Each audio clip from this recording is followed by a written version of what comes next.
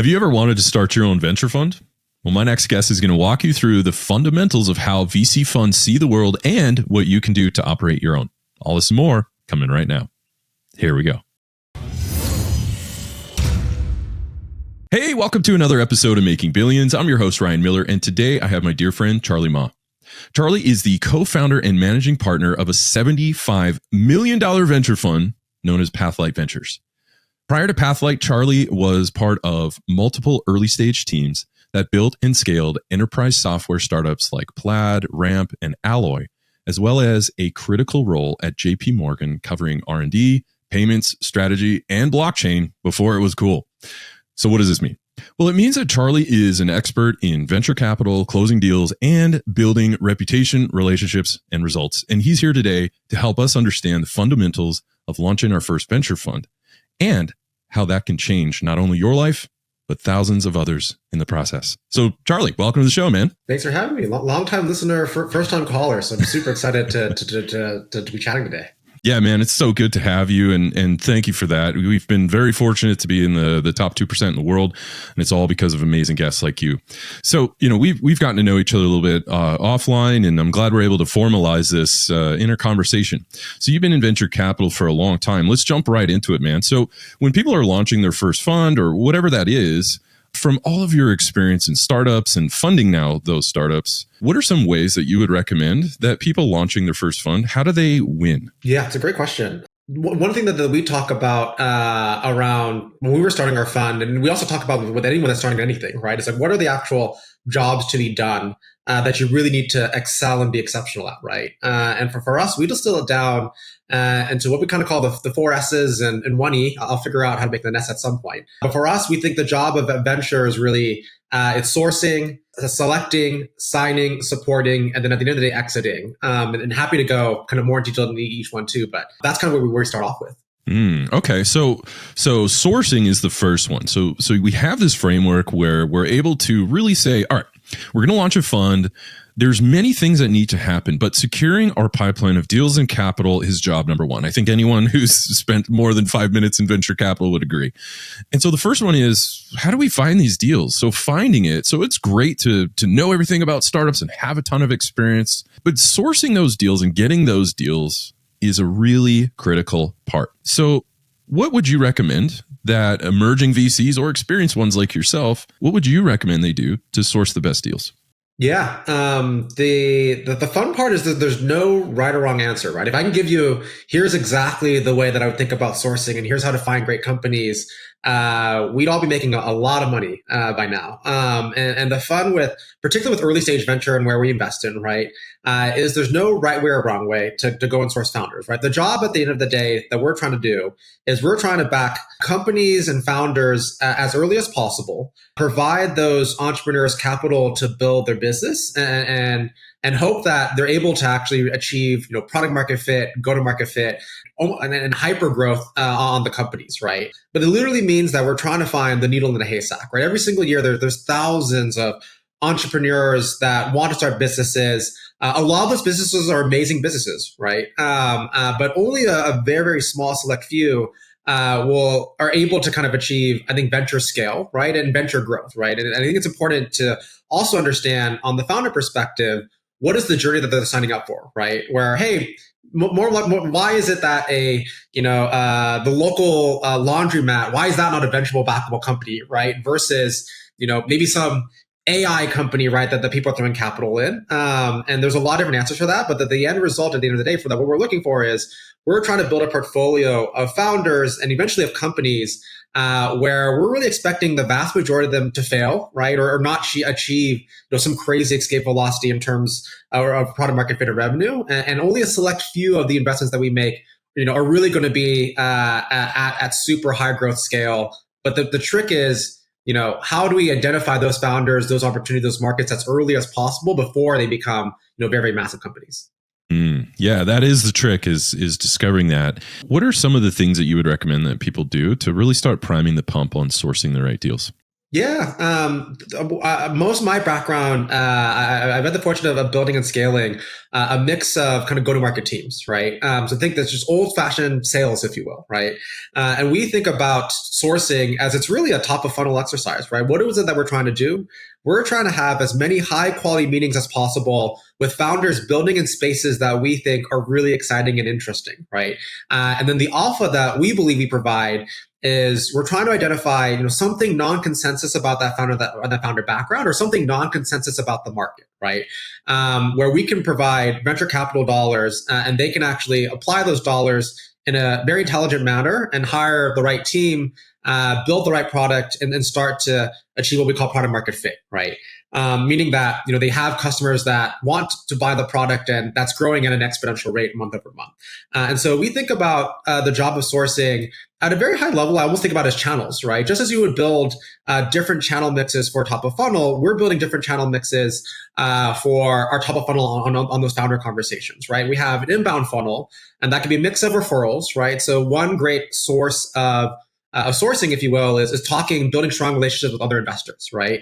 It's not a super large community of venture investors. And then when you distill it down to venture investors that you get along with and that invest in companies that you also think are interesting or have a similar taste in founders, that number gets smaller, right? So when it comes to building those relationships, a lot of time that I spend on building relationships with other venture investors is understanding what is it that they're excited about, what type of spaces that they're interested in, and can we actually kind of collaborate? Do we get along at the end of the day, right? And do we want to work alongside and back founders together? So that's one source, and it's a great source of inbound deal flow, if you will, right? It's talking to other investors, talking to other angels, talking to operators that just are also in the job of trying to find amazing founders to back at the early stages. There's also just good old-fashioned marketing, right? So doing stuff like this is a form of marketing and trying to generate inbound, right? Where, Ryan, with your podcast, you have an amazing reach of not only great investors, right, but also people thinking about starting companies, people that want to get the inside perspective of what's it like to raise from VCs. And so doing stuff like this also helps in terms of brand building and just getting our name out there and increasing the reach of people understanding what is it that the areas that we're excited about, right? And so that's also a form of generating inbound from a sourcing perspective. And then we also do a lot of our own outbound, where I spend a lot of time going deep into specific industries or verticals I'm excited about. So as part of that exercise, I will cold email executives, operators, people building in spaces that I'm interested and excited about. And more often than not, they won't actually be founders, but they'll be able to provide a really interesting or expert perspective about the market that will help me think about how I think about that market that I'm excited about. And then usually it's the second or third connection where things start to get really interesting, right? If I tell them, hey, if you do have any friends that are thinking about exploring ideas in this space that you think are really smart, I would love to meet them, right? I would recommend, as you're thinking about building out your sourcing strategy, think about what are the areas that you really spike on, and where do you enjoy spending time with, right? There's some investors I know that are just incredible at keeping up with other investors, incredible at sharing deal flow, and just know how to operate that whole network, right? There's other investors I know that are amazing at field marketing, but put on these amazing conferences and events and bring together interesting operators and founders, and that's also a way to source. There's no right way or wrong way, and I would recommend just exploring different ways around that. Yeah, that's brilliant. So it sounds like, just to recap that, is really just make sure you're constantly having conversations with new people, whether that's investors or entrepreneurs. So maybe you can throw universities in there. You didn't say that, but that's another strategy. There's a lot of smart people that are trying to put their fingerprint on the world, and that really starts to fire up in university, where people start having ideas and they start tinkering around in their dorm room, and there you are to say, hey, we might be able to fund you and help you to grow that. So that's amazing. So sourcing is really good. Top of the funnel. So you can look up ADA, ADIA for those of you who are wondering what the heck are you talking about a funnel. That's a very rudimentary framework for that, but it's really just top of the funnel is just saying awareness. Hey, we exist. We like to do deals in this area. And yes, going on podcast is amazing. In fact, right now in my communities and people that follow me, I'm challenging people who are emerging fund managers and deal makers to get on as many podcasts as possible. I have a dear friend who just from this show has gone on to get more than a dozen Madison Square Garden audience. Could you imagine going on just one show and getting the lift of 12 sold out shows of Madison Square Gardens? And that's from one. He's been on 50. So millions of views, and people just get to know you and understand what you're about. So phenomenal way of just creating awareness. That is a great way to source deals and, dare I say, investors as well. But that's just one of the S's. What the next one that you mentioned was selecting the right deals. So what have you found, and what advice can you give to people as far as how do you select the right deals once you're able to see them? Yeah, I think the thing that's really interesting about the stage that I typically invest in, right? So I'm usually investing at what I call kind of seed stage, right, where it's anywhere from the proverbial two founders in a garage, right, that are exploring ideas, up to maybe they built an early version of the product, an MVP or minimal viable product, right, that they've started to talk to customers with, but more often than not, it's very early stage, right? They haven't really quite figured out. Here is how we're scaling out our team, our business. Here's what the product exactly looks like. Oftentimes, it's pre-revenue or just they just maybe got their initial first few customers, right?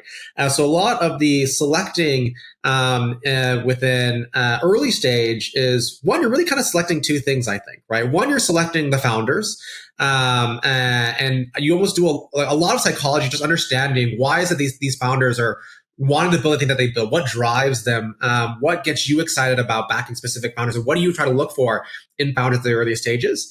And the second thing that I do care about, and a lot of other early stage investors will disagree with me here, is I also do care about the market that they're building in, right? And I'll talk about that a little bit, where if I were to break down sort of like a 2x2, right? Amazing founder versus okay founder, amazing market versus bad market, right? I generally believe that the best companies are in this kind of top right quadrant, where you have the intersection of an amazing market, amazing high growth market, with a founding team that's truly amazing, that have built a great product. That's where the magic really happens, right? But oftentimes you'll meet kind of categories in founders or teams in this other category. You meet founders where maybe the founders are amazing, but they're building in a market that isn't that great, right? Or you meet founders that are okay, but they're building a great market. I actually think that like okay founders in a great market can actually result in decent outcomes. Like sometimes the market's just so big and so massive and so fast growing that it'll pull up, first, second, third players in that market. You can get to decent outcomes there, right? I generally believe though that even if you have an amazing founder, if the market dynamics just aren't working out, or there's no market pull, market demand, an amazing founder can only do so much, right? And generally speaking, I think the market wins, right? The hard part about early stage is that sometimes you'll meet amazing founders that are building in, quote unquote bad markets. But I also do believe that amazing founders are also able to figure out at some point very quickly, oh, this market's not a great market to be building in. I should be moving to another market, right? The classic pivot, if you will, pivot, right? Yep. And sometimes those are always the trickiest, right? Like I think there's the classic Silicon Valley stories, right? Airbnb was a pivot. Slack was a pivot, right? Slack, I think Stuart Butterfield, when he first started the company, it was a gaming company, right? They raised venture capital dollars. The gaming company didn't take off. He laid off the entire team, kept a small team of engineers that were kind of dedicated to figuring something out with the money that they had raised. They had built an internal chatbot to coordinate project management of this game, right? That was, oh, this is kind of interesting. Let me work on this side project. And that ended up being, the multi-billion-dollar outcome that Slack, right? And so the hard part though was you could have been right at the time of investment, right? Of, hey, I love that founder, but the market you're building in, I'm not a big fan of, I'm going to pass, right? That was the right decision. It was the wrong market, right? But that also could have caused you to miss Slack and vice versa. And so I think what's really important though is when it comes to selecting is figuring out what's actually really important to you as an investor, right? There's some investors that I know at the early stage where they're 100% founder, where it's like, I don't care at all what the founder is building in. I just want to back the best founder possible and let them go figure stuff out, right? I would say I'm probably more at the intersection. I would say I'm probably more 51% founder, 49% market, where I do want the founder to be building in an interesting zip code where they don't necessarily have to have the market explicitly defined, or it could be a market where I'm maybe not as excited about this market personally, but you have extreme conviction as the founder around that. And I think the zip code is something interesting and there's room to pivot around, right? I do think I have found it really rare that founders pivot to something completely different, right? And be able to hit product market fit. I think the founders that I tend to like to back are those that are perhaps a bit more programmatic on how they go about picking the markets and the areas that they explore. But every investor is different. And I think it's important to just kind of figure out your own style and what you prefer. Brilliant. We've got sourcing, selecting, and now we're signing the deal. So signing the deal, there's all kinds of things. You have to consider terms, term sheets, their counsel, your counsel, financial modeling, and just put all of that in a couple pages and slide it across the desk and say, here's what makes sense to us. What's your experience and what's your advice for these emerging fund managers or even entrepreneurs? This is good to know. As far as signing deals, What's your insight on that? Yeah, I would say that the pendulum has definitely shifted, towards towards founder having a lot of power, right? Where generally speaking, when it comes to early stage investing, there's not that much really to due diligence, to be honest, right? It's more often than not, it's potentially pre-product. Maybe there's a few customers, and so there's some due diligence that we can do around customer references and looking at just making sure that some of the contracts are real and that the founders are, good people, if you will, and reference well. But it's not like there's exhaustive due diligence. We're not really running, comprehensive DCF models to figure out the valuation and pricing. Oftentimes it's more a function of, okay, what's the amount of capital that founder wants to raise, part of the total round, right? What type of investors do they want to bring on board, and what are they optimizing for? And then getting towards a valuation or price that you think makes sense and is reasonable to given where you think the business is at, the quality of those founders, where you potentially think that business could exit path in, right? And just how competitive that deal is, right?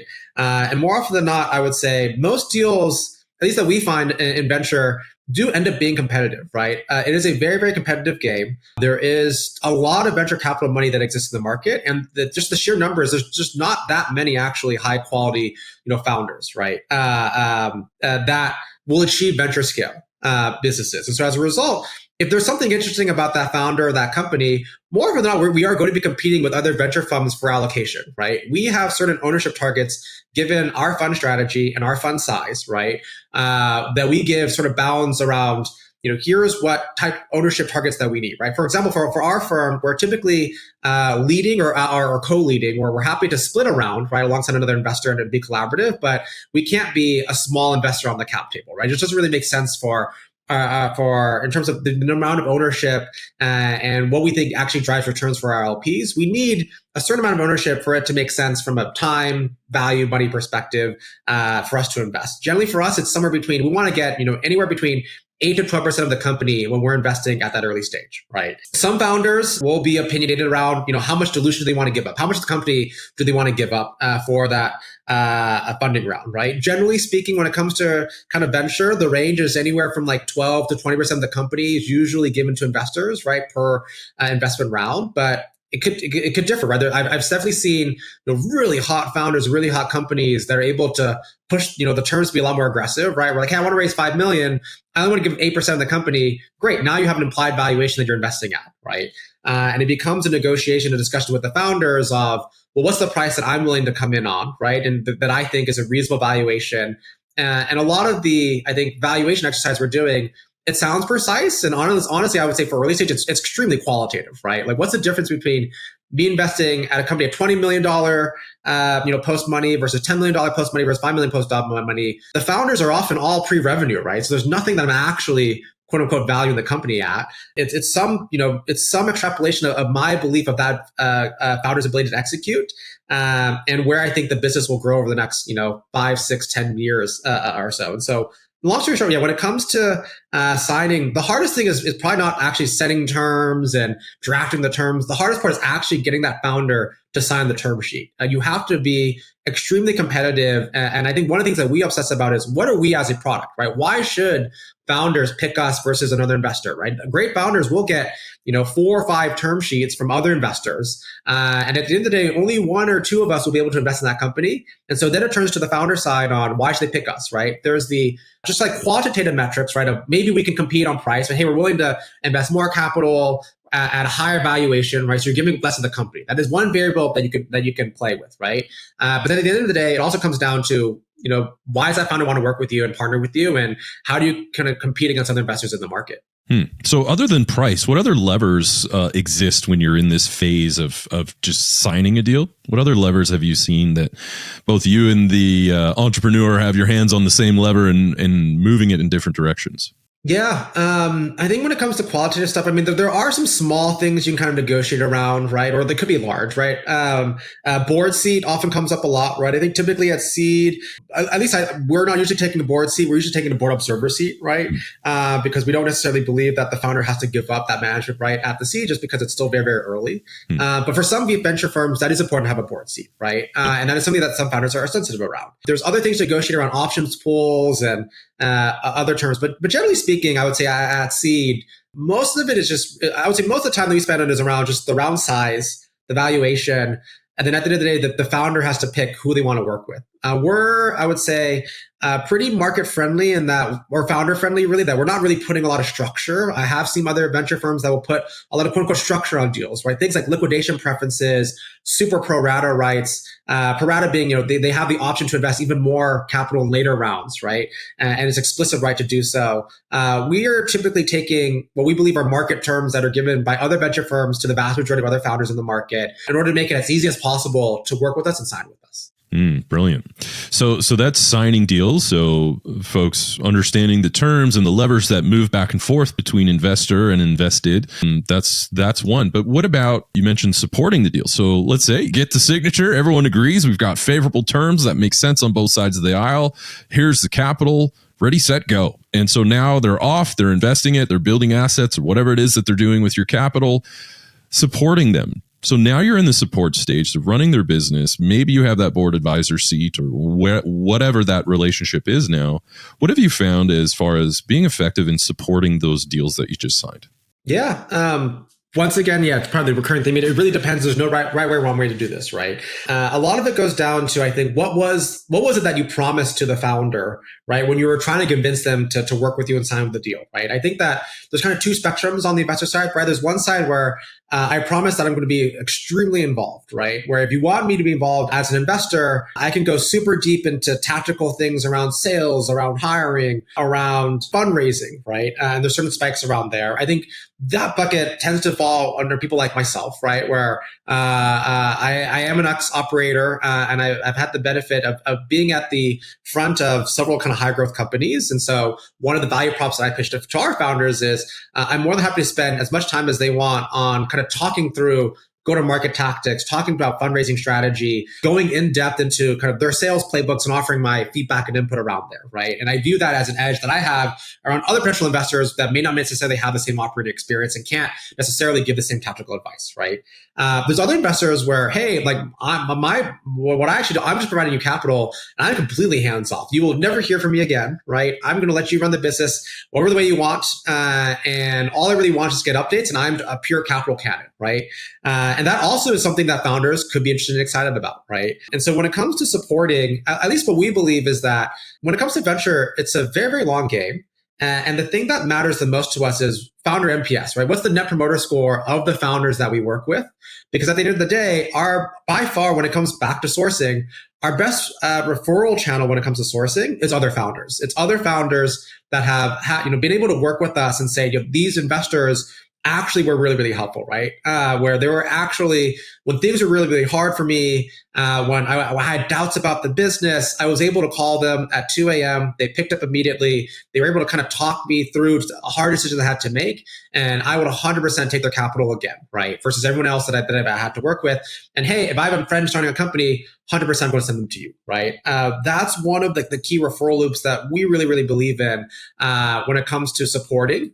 And the other part that we also believe is that your best companies won't really need your help, right? Your best companies, if they're on an amazing trajectory, they've probably hired really well. They have great other advisors. They brought in a great exec team.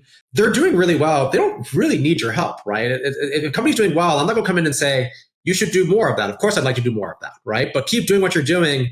Seems like it's going great, right? The reputation, I think, as an investor when it comes to supporting, it really comes in when your companies are not doing well, right? Where the vast majority of time on portfolio support is spent on companies not doing well.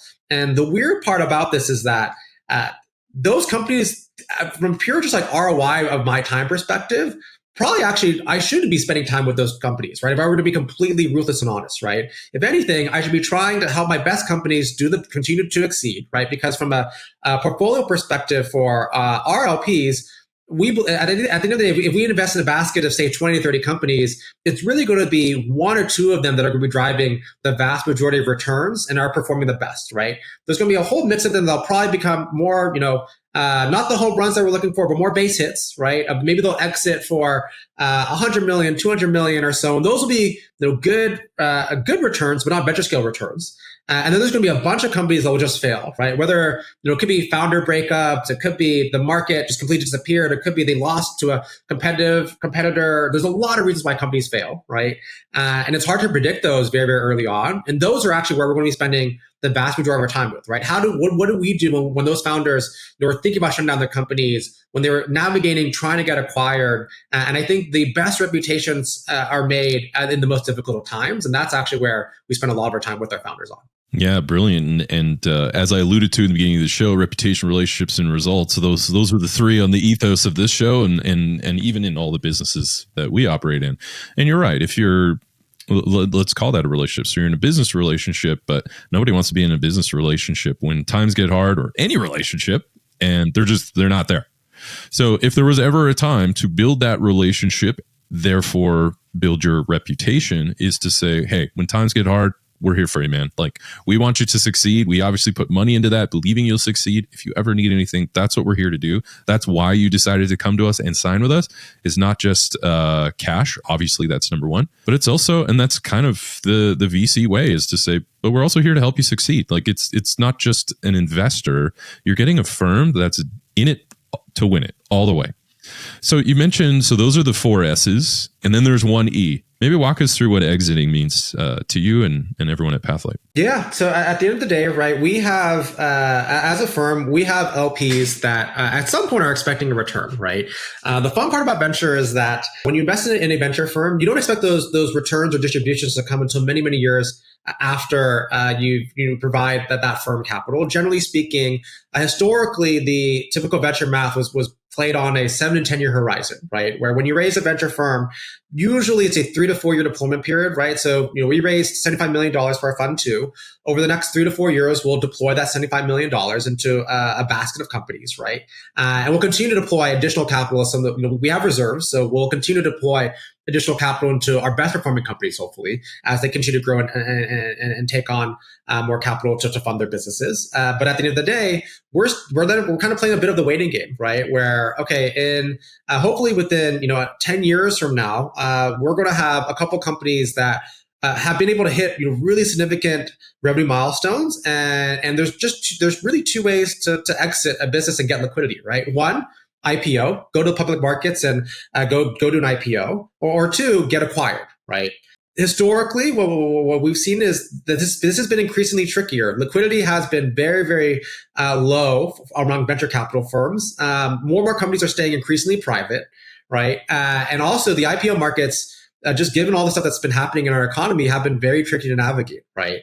And so as a result, the other side that people have been relying upon historically then was, M&A environment, right? We've historically had a very healthy M&A environment, here in the United States, where you have large tech companies or large incumbents that have a lot of cash that could go and actually acquire these companies at healthy multiples, right? You saw a lot of this happen during 2021, kind of post-pandemic, particularly with the large tech companies that were super cash heavy because they were just growing so fast. They were starting to buy, companies left and right? This has slowed down pretty dramatically, for better for worse, with the DOJ coming, increasingly involved, in the FTC, and just regulators just increasingly scrutinizing the impact and effect that large tech companies have on consumers and businesses. And so the M&A environment has also become quite tricky to navigate, right? And so what we spend a lot of our time with our founders is, at the day, it comes back to relationship, right? It's understanding and kind of consistently underwriting, with that founder and that founder relationship that you build, what is the company that they want to build? How are they actually performing, right? And where do we actually think this company should exit to as it gets closer to some sort of maturity, right? If we've been working with a company for, 9 to 10 years, and the company hasn't really, been able to achieve breakout velocity, they haven't really gotten program or product market fit. Honestly, we probably would have had the conversation much earlier of, hey, does it actually make sense for you to return capital, right? You gave it a try. You haven't quite gotten the outcomes that you're looking for. And does it make sense for you as the founder to spend another 10, 20 years, trying to hack away at this business? Or does it make sense for you to potentially return capital? We can then take that capital, redeploy the other companies, right? Or two, we can even find maybe a landing spot for you, add another technology firm, add another incumbent, and return some of that capital to our LPs, right? It won't be a home run exit, but even being able to generate, 1.5x, 2x on some of that capital is really, really meaningful for us, right? We can either recycle that or distribute that to our LPs. And so one of the things that we actually believe is I think that venture capital investors can take a bit more, I wouldn't say necessarily activist role around trying to generate liquidity, but I think they can be more proactive about generating liquidity. I think usually the conception is, as a venture capitalist, all I'm doing, I'm providing capital, and then either that company gets acquired or their IPO, and I'm just here along for the ride, right?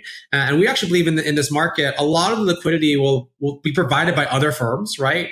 I joke that during the pandemic, we saw this crazy bubble happen in tech, right? And if you were a venture investor and you had, one of your companies getting to the constant fundraising, and there's just so much demand for the company. I remember I would see these rounds getting done at crazy valuations with crazy multiples because we're in a bubble. And I saw there were some investors that, could head along to the ride, right? They believe that, hey, this is one of our winners. We're going to ride it to the very end, right? And there's other investors that I saw like, hey, I'm going to take some money off the table, right? There's a lot of demand for this company. I can actually, do some proactive liquidity and sell my share to another investor that wants to invest, right? I think a great example of this is probably Hopin, was one of these very hot virtual conferencing platforms during the pandemic. I don't remember the last valuation. They raised at some $1 billion plus valuation. I had several friends that were early investors in that company. Half of them were like, nope, this is our best performing asset. You don't sell your winners. You keep your chips on the table, right? And you let it ride, right? That company exited for basically $0 post pandemic. And all those investors got wiped out, and that amazing investment turned into nothing, right? Whereas I have a bunch of other friends. I have a couple friends that returned their funds off that investment. They were able to sell at the peak, and were able to sell, maybe not their entire portion, but a significant portion of their shares to another investor, right? And generate liquidity proactively, right? They weren't just kind of ride along investors along for the ride. They're proactive on managing your portfolio, and I think that really good venture investors do think about this. How do you actually, at the end of the day, what is our job? Our job is to generate alpha and generate multiples of returns through LP capital, and how you manage sort of liquidity through that portfolio is actually a thing that you should care about. Man, brilliant. So you really have this dialed in, man. That is so impressive. I can see why you guys are just winning and winning more. But it's not just about cash and return. Obviously, it's that, but it's also just providing value. You ask your entrepreneurs to do that in the market, and you do that for the entrepreneurs. And so you get this virtuous cycle where venture capitalists come in, they help you. Obviously, they help investors. And so there's this amazing ecosystem that exists. Now, speaking of ecosystems, there's an ecosystem called the market. Now, that's obviously a very broad term. There's not one market, but there's many corners of the market. But as far as what you're looking at in the market, I'm curious, what are you seeing out there? Yeah, it has been a very interesting time in venture, I think, over the last couple of years, right? Where I think we had this crazy wave of adoption of technology, just rapid adoption of technology across consumers, across businesses during the pandemic, right? Where we were all forced to work from home. We were all forced to adopt technology. And you saw just, crazy growth amongst everywhere, across startups, across fintech, across public companies, across large companies, just crazy adoption of technology, right?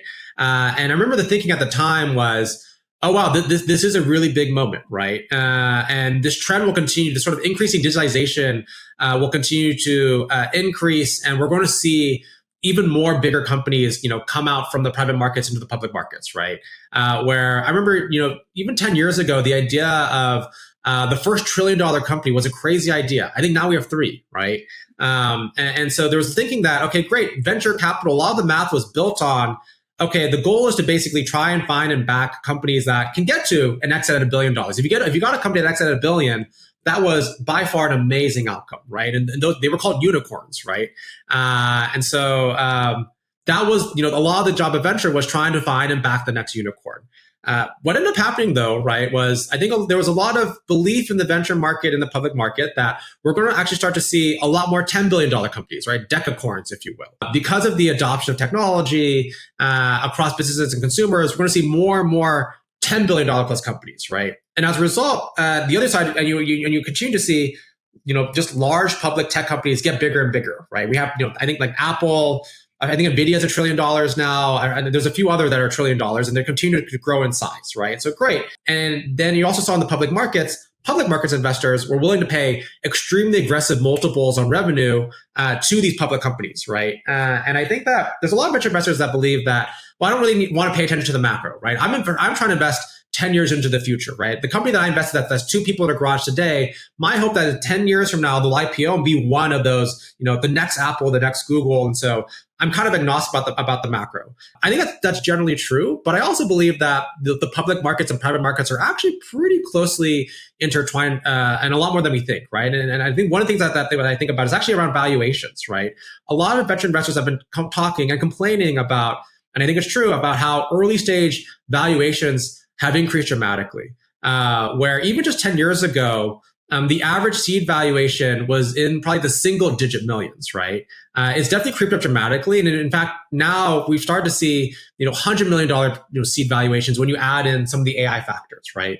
And so as a result, venture has become, I think, a pretty tricky place to navigate, where you saw this crazy activity post-pandemic. You saw that crash, right? So there was a period in say, 2021, 2022, where venture was very, very quiet. The public markets, valuations had reset post-COVID. I think the market realized, well, actually, COVID and the pandemic, digital adoption is probably best for the large companies like the Apples, the Googles, and the Facebooks. They grew tremendously. But for companies that were in the middle, they grew okay, actually, but it wasn't actually amazing, right? If anything, we're probably actually going to see just a lot more bifurcation of a lot more $1 trillion companies. The bigger companies are going to get bigger, right? And the smaller companies are going to kind of stay at a similar size. And some of them will break through, but we're not going to have this, huge market of 10 billion, $1 billion plus companies at the end of the day, right? We saw that hit the private market valuations, where all of a sudden, investors didn't know what to do. We're like, hey, I was expecting the public market to value you at 100x multiple. Now the market comp is 5x, your revenue. Ooh, I invested at 1,000x, at the last round. Ooh, this valuation looks really underwater, right? And so you have, and you still have it in the market, a lot of companies in the private markets that have raised a ton of capital that I kind of call zombies, right? Where they don't have enough revenue really to IPO and to go public. But they still have a lot of, capital that they've raised. They're probably operating in a very efficient manner. But they're kind of in this no man's land on what to do. They can't raise additional capital because, the last valuation they raised was so high that it doesn't make sense for them to raise, capital at that last valuation. And so we're still waiting to see that pan out. So that happened over, I would say, kind of 2021, 2022. Enter 2023 and sort of the ChatGPT moment with AI, and all of a sudden now I think we are in the midst of a crazy bubble. I think, right? I do think there are going to be really big, huge companies created during this era. We do believe that sort of LLMs and AI are a true platform shift, similar to what cloud and mobile actually created. But I also very much believe that we're in a bubble, right? We're seeing really crazy valuations given to early stage companies pre-product, just because they have, really great AI engineers and they say they're building something in AI. And so long story short, the market's, it's never been trickier, I think. Okay. So bit of a minefield, but we're still working through it. So I've heard a few of my VC friends say, stay alive till 25. That's the theme that they're working with. I think we're all hoping the IPO market opens in 2025, but no, we still got, not to mention we have obviously an election, that we've gone through, where we're going to have geopolitical instability. It's a pretty crazy world out there right now.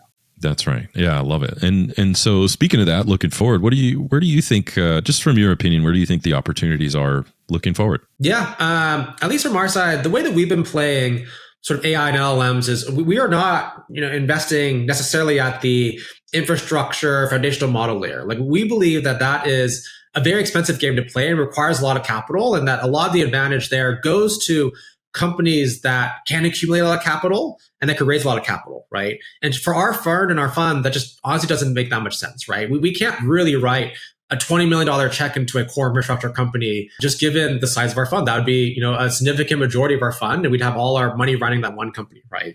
And so we believe the advantage does go towards the incumbents, right? The Googles, the Metas, the NVIDIAs of the world. I joke on our public portfolio, if we're not interested in investing in the private side, those are the investments that we've been investing in pretty heavily on the public side, because we believe that that's where a lot of the advantages will accrue. They have the money, they have the capital, they have the talent to create a lot of that infrastructure. Right? I think I saw recently, I think it was Google or Meta is investing in nuclear power plants. Right? The amount of power, right? Google, exactly. The amount of power that they'll need to be able to be able to power their AI to get towards AGI. We're not going to have enough power. Right? It's no longer it's not a data or a data center issue. It's a pure power issue, right? To get to the next shift or next platform shift on LLMs. And that naturally, I think, advantage will go to the incumbents. And so the way that we're playing is more at the application layer. We really like really old legacy industries. There's a ton of them. There's healthcare and financial services, accounting, legal, where a lot of them are still working on on-prem software, right? Like a lot of them just moved from, it sounds crazy to say, on-prem to cloud. And the next thing they're going to be able to finally adopt, now that they're on cloud, they're going to be able to adopt these AI LLMs, right? And I think the really cool thing about AI is that for the first time in a long time, right? I think the last 10 years, if I had to go into a boardroom and tell them, hey, we need an AI strategy, the answer would be, okay, great. We're going to hire a bunch of PhDs, a bunch of data scientists. We're going to have to train these machine learning models. We have to buy this infrastructure to extract out all this data. It was really expensive to quote unquote leverage AI, right? Now with things like OpenAI, Cloud, Llama from Meta, it's an API call, right? It's, oh, cool. If I want to leverage LLMs in my software, I could just, or even a chatbot, right? I could just chat it in and the AI will actually do things for me, right? And that's a crazy platform shift to think about. There's all these legacy industries that are still operating in the 1990s. And so bringing them up to the 2000s and now the 2020s with AI, I think is a really exciting opportunity. Yeah, that's brilliant. And it's funny you bring up those power plants. So I just gave an interview where I got interviewed for a change. Okay. And it was a ton of fun. So it was on a company or a podcast called Frontier Line. And so they talked about that exact thing about some of the constraints. And we covered a lot of those things in data centers and AI and power and all of that stuff. And you're spot on, man.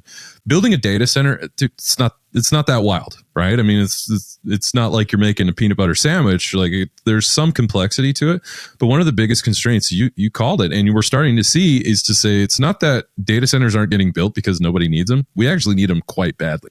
They're not getting built because we don't have enough power. And so that's why, in fact, we're building one that's going to get up to 2 gigawatts of power and a data center. Yeah. So these data center hybrids that you're seeing with power production and data centers, that's a great opportunity. I'm so glad you brought that up. And with the proliferation of AI and I just saw OpenAI is looking at something called swarm technology, which is basically you sign up for us and we will have agents that will literally run everything in your business, from call centers, customer support, marketing, sales, everything. And so they have this swarm technology that they're developing and nearly done. So I'm very interested in seeing that. So we're not too far off from AI agents and the rise of the machines. So any comments on that? No, I actually think that every time I go to San Francisco, at least a lot of the innovation and so at the very forefront of the LLMs has been in robotics. And I do genuinely believe that I think there is a near-term world where everyone actually does have a personal robot that does tasks for them, which is kind of crazy to think about, and have more of those kind of actual physical manual operations being done by an actual robot. I actually think we're not too far from that. That's incredible, man. And to be honest, to me, that's exciting. Some people are terrified. Yeah. I think as long as we have responsible people with their hands on the wheel as far as development of that's the big question. That's a big question. And they have now they have AI, like they have people that they counsel people who are building them, and just on ethics and morality and making sure that that's programmed into the, we'll say, thinking of a lot of these AI agents, is to say, hey, as humans, for the most part, there are certain lines in our psychology that we just won't cross. Let's make sure that as the machines rise up, that they also share in those standards to say, look, there's certain things we won't do, like lying, right? Making up things and saying it's factual when it's not. They're still working through a lot of those things. But I couldn't be more excited about the future using that. Yeah, so, it's a crazy time to be alive. Yeah, and what a wonderful time for sure. So, as we round third base and kind of wrap up our time together, I'm curious, what are, say, 2 or 3 leave behind competitive advantages that you can leave for our listeners today? Yeah. One of the things that has stuck with me for a very long time is how do you actually truly become the 0.1% best at something in the world, right? I think if you're able to get to there, there's a ton of earning power, a ton of potential around that, right? And one of the things that a mentor of mine has told me once is that, well, the way to actually go about achieving that, that's actually a lot more doable, right? Is how do you actually become the top 1% of something, right? And combine overlapping areas to get to the 0.1%, right? So for example, I think it's very, very difficult if you want to be, the best salesperson in the world, right? I think it's very, very hard to be in the top 0.1% of salespeople in the world, right? There are just incredible people that are born to do sales, right? But I do believe genuinely that with a lot of hard work and talking to the right people and investing in the right areas, you can get to the top 1% of salespeople in the world, right? There's a lot of bad salespeople out there, to be frank. And I think to get to the top 1% with a lot of hard work, you can get there, right? And then I think the interesting area on how you actually start to get alpha on earning potential is how do you overlap that with other areas, right? Maybe it's AI, right? How do you if you become an expert around LLMs and AI as a salesperson, right? There's not that many. Literally, there literally can't be that many people that are experts on LLMs, right? It's only been around for a few years. If you're able to spend 1 or 2 years immersed amongst people building around AI and LLMs, I think you can become a 1% expert on AI. And if you combine the two, great. You're 1% salesperson, you're 1% LLM expert. You are now the top 0.1% of salespeople in AI, right? Mm-hmm. And that will inherently make you insanely hireable, right? And there's just a lot of earning potential. And so I think a lot about that is, okay, how do you identify skill sets where with a lot of hard work and just with the right people, you can become truly great at that. And then interesting, perhaps new emerging areas that you can layer on top of to become, best in the world at, right? Like this podcast is an example, right? I would say if you want to be the top 0.1% podcast in the world, I think that's very hard, right? There's a lot of amazing podcasts out there. It's hyper competitive to be competing on a generalized scale, right? But when it comes to, okay, top 1% podcaster, right? 100%, I think that obviously easily there, right? And then among venture capital, private equity, top 1%, great. You're now in the top 0.1% of podcasts on venture capital, private equity. And that's a great spot to be at. And so I think a lot about that Venn diagram and sort of complementing skill sets as a piece of advice that I give out on that side. Yeah, I love that. And this is something I've actually never told anybody, not that it's a secret, but it's never really come up is, as many people know, who've listened to the show, and you may or may not know that, but I was there in a former life. I was the CFO of an insurtech company. And so this is starting to be a little more obvious, but back 1,000 years ago when I started my career and in finance, and I was the young guy that's title chasing and all that stuff. By the way, don't do that, guys. Don't do it. Yeah. Titles don't mean anything. And so obviously I've learned that now, but one of the things that I found is exactly what you said. So you can do this in your career. You can do this in your businesses. You can do this in your investing thesis, is really just find, like you said, that Venn diagram. That's exactly how I pictured it, is where are these two areas and what's converging? And in the middle, if you can be the guy that stitches two industries together, to your point, you're very hireable, or if it's your company, it's very investable. And so the one we talked about earlier is power production and data centers. And if you can create a investment thesis to say, those two need to come together. Not only should they have to. And so we can figure that out and say, we actually have a thing that solves those problems. In my career, as I mentioned before, recovering executive, I just saw that what I believe was the CFO and the CTO jobs were starting to converge. And it's no longer good for a head of finance to just understand accounting. You need to understand tech, fintech to be specific, but all operating tech. And so the CFO, and so I got to work and I combined myself and my skills to combine technology and finance. And then all of a sudden it's saying someone understands technology and finance. That's a guy I want to work with. So hopefully you're getting the idea, folks. What Charlie and I are talking about is to say any part of your life, if you're looking to innovate, you don't have to build a company that mines asteroids in outer space, right?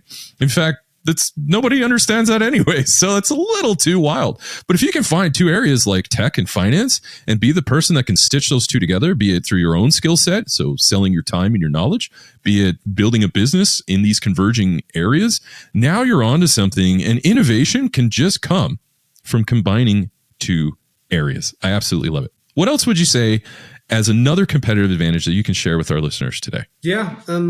it comes back down to what we talked about on reputation and relationships, right? Or results, when I first heard it, I was like, that sums it up perfectly. Where I think a lot about the best decisions that I've made in my career have always been following just talented, driven groups of people, right? If I think about startups, right, I get this question a lot of, well, how do I pick, if I want to go work at a startup or want to go back a founder, how do I go about doing that, right? And I think it's hard, right? At the end of the day, when it comes to backing venture-backed companies and startups at the early stages, they are kind of lottery tickets, right? I can't, there's a lot of things that are within the founder's control and the team's control. There's a lot of things that are without a control, right? But the one thing that is always 100% in your control and in the team's control is the team that you build around yourself, right? And something that I think about is, hey, maybe that startup that you worked at, right, as an operator, for example, maybe that startup doesn't work out, right? But careers are long. And you'll get another shot at another company and multiple other companies to work for and work with. And if you're able to surround yourself and compound just like the quality of people that you're working with and build actual, genuine, really real relationships, that's the thing that will actually pay dividends from a career perspective, right? I've had many stories of friends that worked at an early stage company or backed a founder, right, where the company ended up not working out for whatever reason, but that founder was incredible and the team they brought was incredible, and they went to go start a second company. They brought their team over, they brought the investors over, and that second company was one that actually broke out, right? There's tons of those examples, or even the third, fourth company was the one that really kind of broke out. And the only thing that really compounded in all the situations were, they just try to bring the best people with them and try to bring them along for the ride, right? And so I think it goes down to, at the end of the day, cultivating really strong relationships with just good, smart, hardworking people, and making sure that you actually have genuine quality relationships, right? I think early on in my career, I thought a lot of it was, I have to do networking. I have to go out to conferences and dinners and meet all these people, and my network would be some function of the number of people that I knew. And I think there's some people that are really incredible at that, right? And if you are one of those people, good for you. That's amazing. I have a lot of friends that I don't know how they do it. They're able to just somehow be best friends with 100+ people. And I think it's amazing. I love them. At some point realized, nope, I'm actually much more introverted. I like spending quality time with a few select amount of people, but going really, really deep in those relationships. And I want to invest the time and effort to do so and prioritize my time around that. At some point I realized I don't have to necessarily go to every single networking thing and be there, right? If I'm building and working on something interesting and you're talking and surrounding yourself with the right people that you kind of vibe with, that's the thing that compounds. And so I think I would go down to relationships matter, and pick, whatever is most organic to yourself and real to yourself on how you go about building relationships. That's what I would invest in. Brilliant. Before we wrap things up, is there anything else that you'd like our listeners around the world to know? Maybe ways to contact you, anything at all? Yeah. I'm on Twitter. That's probably the easiest way to get in front of me. For whatever reason, people like to DM me and friend me on LinkedIn, but I find LinkedIn is just very, very noisy. I don't know what's going on with LinkedIn, but just very, very noisy. So actually Twitter, ironically, ends up being the best platform to get in front of me. So feel free to shoot me a follow or reply or a DM. I'm just Charley Ma, CharleyMa on Twitter. I try to share hopefully interesting things and thoughts from time to time on I guess it's called X now. I keep forgetting, but on X, formerly known as Twitter. So follow me there, or you can also find my email on our website, pathlight.vc. And if you're building anything exciting or thinking about building anything exciting, please reach out to me. I would love to meet and chat. Brilliant. Thank you for that. So just to recap everything that Charley and I spoke about, remember the 4 S's and 1 E: sourcing, selecting, signing, supporting, and exiting. Make sure you dial those in if you're launching a fund. And if you're looking to speak to an investor like Charley, well, also understand this is how he views the world, so make sure that you can make his job easier. The second one was just figure out where you can be the best and spend the rest of your natural life going after it. I know that's a dramatic spin on what you said, but it's absolutely true. I've been that way. Is when you're wired like I am, and I assume you are too, is you just want whatever is in front of you, you want to be the best. So make sure that you apply the right energy and direction into that. And then focus on reputation, relationships, and results just to amplify your success. You do these things and you too will be well on your way in your pursuit of making billions.